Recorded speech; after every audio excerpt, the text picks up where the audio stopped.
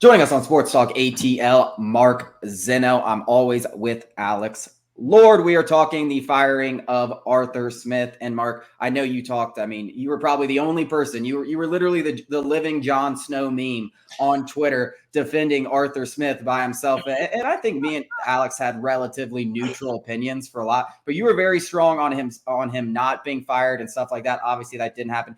Do you think he got screwed in all of this based on just the plan from the beginning? I know we talked off the record about Matt Ryan and him being here for a year in the Deshaun Watson situation. It's been a mess his entire tenure, and a lot of things that were probably out of his control. Well, from yesterday, it appears to be leading that way. I mean, let's just look at a couple of things. And let's go back to Rich McKay and Arthur Blank for a second. And yesterday, they kind of defended their hiring record of head coaches. You hired 5. 3 of them didn't last past 3 years. The 2 that did were Mike Smith and Dan Quinn.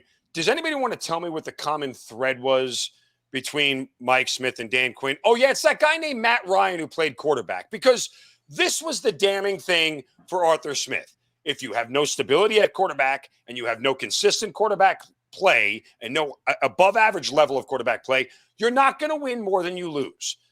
And I said this all year, but people were complaining about, oh, the division is so bad, this, that, and the other, looking at the other teams. I said, stop looking at the teams in the South. Go look at the Houston Texans. Why are they in the playoffs? It's not because DeMeco Ryans is this fantastic head coach. And as a defensive guy, he's certainly not an offensive guru, right? You know what happened, guys? They drafted a quarterback who could ball. It's not hard to figure out. If you get above average quarterback play, you're going to win a lot more games than you lose. Arthur Smith, at no point in his tenure, ever had a top 15 quarterback. And Matt Ryan in his last year here, no disrespect, Matty, but was not a top 15 quarterback in this league, okay? Over the course of his career, yes. But in his last year here, they were going south. So he's never had the one position you need solidified in a good position. The one coach that Falcons fans want, that's, in there, Bill Belichick. Yeah, what happens when Mac Jones can't play quarterback anymore? They suck. Right? Like, I don't know what to tell you guys. Mac Jones catching strays, baby. Do we really believe for 1 second that Kevin Stefanski is so much of a great? Because guess what? Woo! Speaking of the Browns, woo! PJ Walker sucked and couldn't win, and DTR sucked and couldn't win. Flacco playing at a level which nobody thought he could, because guess what? Nobody signed him for 14 weeks of the NFL season for a reason.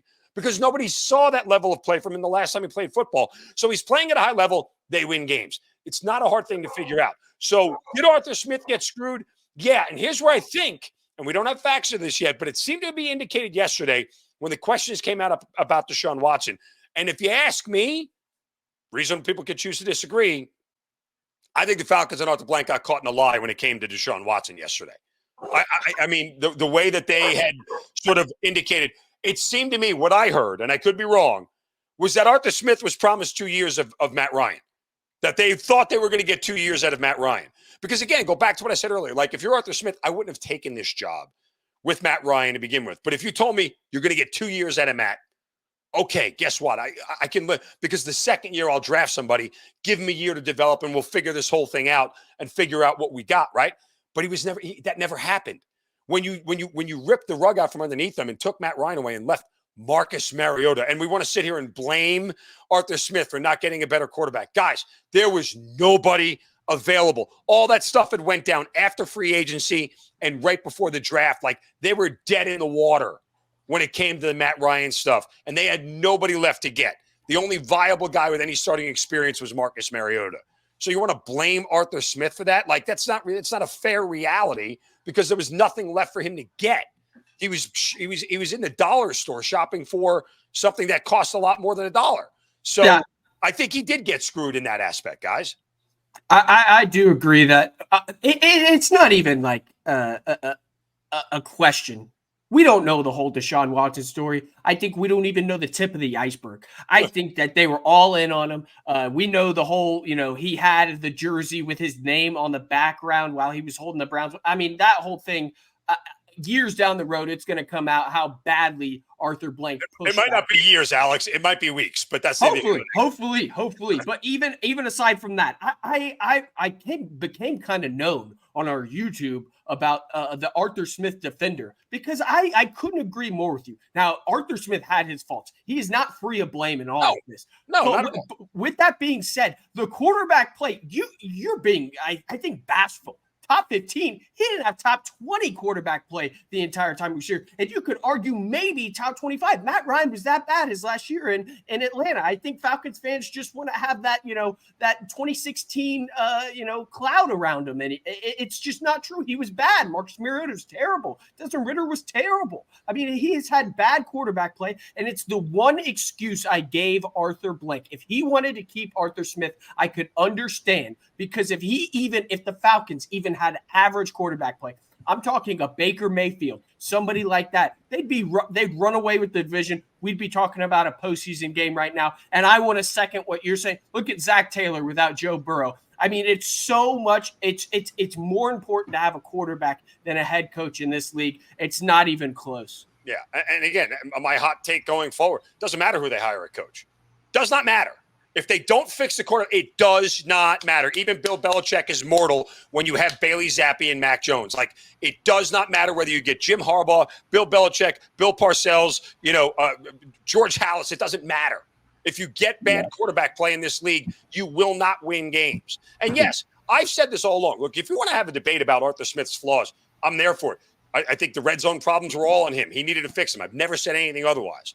But the idea that this team had as many 400-yard offensive games as the Miami freaking Dolphins, okay, with that level of quarterback play, tells you his offense works. Yards matter because you don't get points without yards. You can't only have, unless you start a drive from the 5-yard line, or the opponent's 5-yard line, you're going to need yards to score. So that stuff matters, and fans want to throw that away and look at points per game and everything else. And I get it.